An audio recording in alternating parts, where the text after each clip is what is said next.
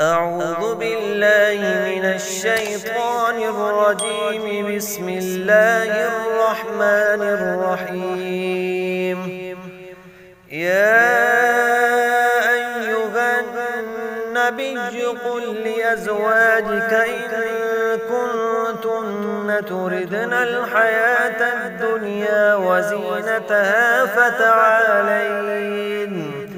فتعالين أمتعكن وأسرحكن سراحا جميلا. وإن كنتن تردن الله ورسوله والدار الآخرة فإن الله أعد للمحسنات منكن أجرا عظيما. يا نساء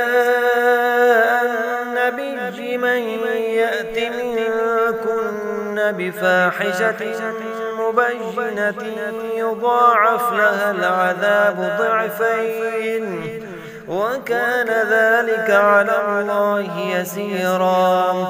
ومن يقنط منكن لله ورسوله وتعمل صالحا نؤتها أجرها مرتين وأعتدنا لها رزقا كريما. يا نساء النبي لستن كأحد من النساء إن اتقيتن فلا تخضعن بالقول فيطمع الذي في قلبه مرض وقلن قولا معروفا.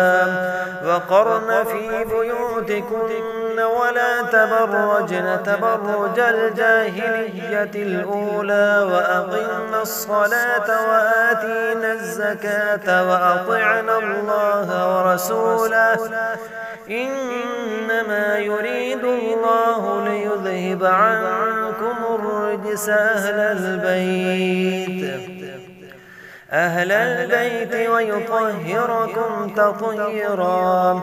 واذكرن ما يتلى في بيوتكن من آيات الله والحكمة إن الله كان لطيفا خبيرا.